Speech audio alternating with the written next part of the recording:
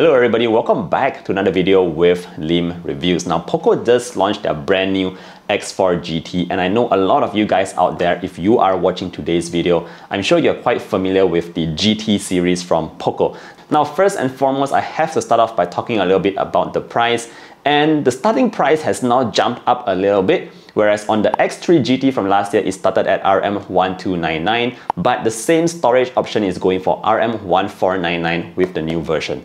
Apart from that, if you go on to the 256GB version, the price actually remained the same, thanks to POCO for that. So just to let you guys know, starting price is a little bit higher, but what is this phone all about and how has the experience been for me using it for the past few days and all that? Well, let me explain. Now before we begin the video, of course, if you could just drop a like and sub to the channel, that would be super much appreciated. I try to post videos almost, I think, every 2 to 3 days. So yeah, follow me on this journey if you like tech as much as I do. With that said, let us begin and talk about the POCO X4 GT. Now, starting off with the device itself, I want to talk a bit about that design. If you take a look at this design, you might notice that it is a little bit different from, POCO's usual design language. They have always been evolving around their previous models, and the X4 GT here comes in this completely new look. I do kind of like it. I like the camera cutout here, although it reminds me of a phone from another brand. But I like that it's a very clean design. We have flat sides all over the frame itself, so it actually looks quite premium here. But unfortunately, what I have to complain slightly is that the back panel here is very plasticky, and it just feels a little bit too thick for my liking. I know the POCO X3 GT was also a very thick device, but just look at this, guys. It's a quite chubby phone here. Alright, so moving on to, let's check out a couple of items that's on the frame itself. At the bottom, we have our Type-C port, we have stereo speakers here, we also have your SIM card tray, and this time it does not support any expandable memory, so you cannot put in a micro SD card. If you need more memory, my suggestion would be to go for the 256GB version straight off. Moving on to the top here, you do have your headphone jack, so still very happy to see the headphone jack here. On the left, it is completely empty, and on the right, you have your volume rocker together with your power button and fingerprint scanner. So that's what you get in terms of the buttons and ports on the device. Alright, so now that we've done talking about the design, let's talk a little bit about the display at the front. Now, the POCO GT series has always been using an LCD display, and it is unfortunately still the same case here with the X4 GT. So numbers wise, we're getting a 6.6-inch 1080p LCD display that refreshes at 144 Hz. Now that's actually a very fast refresh rate, because when you interact with the display itself, everything is just super fluid smooth, guys. It's also worth mentioning that the display itself is able to adjust its own refresh rate, and it will be more efficient as it will drop the refresh rate to lower levels when you are not really touching the display, so that you will get a little bit better battery consumption. However, having said that, like I mentioned, an LCD display is still an LCD display, so you do not get awesome viewing angles. The colors are a little bit washed out on the display, and in terms of the highest brightness levels, it's only approximately 650 nits. So I realized that I was always using like 80% or 90% of brightness levels, even when I'm indoors, guys. Hopefully in the next generation GT series, we will get an AMOLED panel.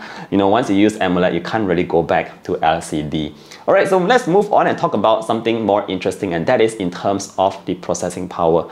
Now this time round, the POCO X4 GT is still using the Dimensity chipset, and it comes with the Dimensity 8100. Apart from that, you also get 8GB of RAM. There's only one configuration here, but the good news is that it's LPDDR5, so fast RAM.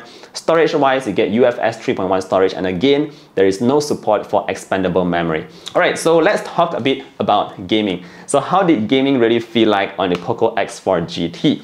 Now, you might know that I've been playing Genshin Impact a lot these days. Somehow I'm just, in the rabbit hole, playing it non-stop. So I realized that playing Genshin Impact on the X4 GT is a slightly different experience than that on the Realme GT Neo 3. Now, in terms of performance, it is not as good, and what I really mean by that is that the frame rates were not as high as that on the Realme, which of course is using the same processor here, guys. And in terms of the heat levels, it actually went up to 39 degrees Celsius, which is again higher than the one that I got on the Realme GT Neo 3. So that is actually quite surprising there. Not sure why this processor is not as quick or not as fast in terms of just the gaming and all that, compared to a device of another brand that's using the same processor.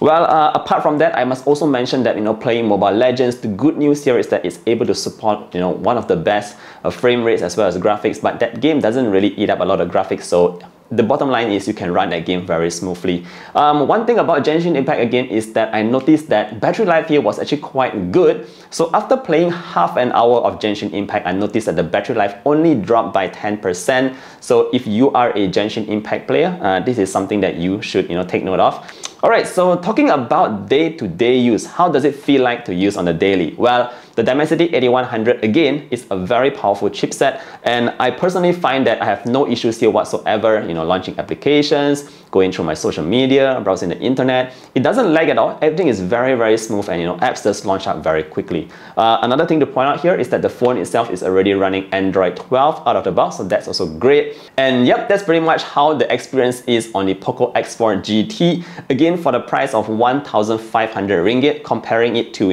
other devices in the market today, I would say that other devices don't really have this powerful processor, but I hope that POCO continues to optimize this processor in this X4 GT so that we can really maximize on the power that it is capable of. Alright, done with that, let's talk a bit about the cameras. Alright, so this time around we still get a triple camera setup at the back. What we do have here is a 64 megapixel main sensor, you have an 8 megapixel ultra wide, and last but not least, you still have that 2 megapixel macro lens. Alright, so those are just the numbers, but in terms of image quality, let me share a couple of photos with you guys so you can probably judge for yourself. Now, I noticed that pictures taken during the day had decent amount of details. In terms of color accuracy, it was also quite alright. It's surprisingly not as saturated as I thought it would be, so that's actually quite good. But overall, the pictures that are coming out from this POCO X4 GT is just mid-range at best, so don't really expect it to be giving you like flagship level kind of camera photos. Now, if you come to the night mode, this is where it was actually quite alright. It kind of performed better than what I expected. I was able to brighten an image very nicely here with minimal noise. There's a little bit of over sharpening, but at the end of the day, I kind of like the pictures taken at night by the POCO X4 GT. Now, moving on to video mode, it's also worth mentioning that this device here is capable of 4K at 30 FPS. Again, I'm going to be showing you guys a very quick clip, and you can see it on your screens right now. This is basically how the POCO X4 GT performs for its video. Alright guys, now moving on, let's talk a bit about one special thing that I really loved about the POCO X4 GT, and that is their stereo speakers. Guys, this is one of the best sounding stereo speakers I've ever heard. The volume gets so loud and the audio is actually very rich, so it's not like you're listening to something coming off from a tinish phone or something like that. I think these speakers here is really one of the best.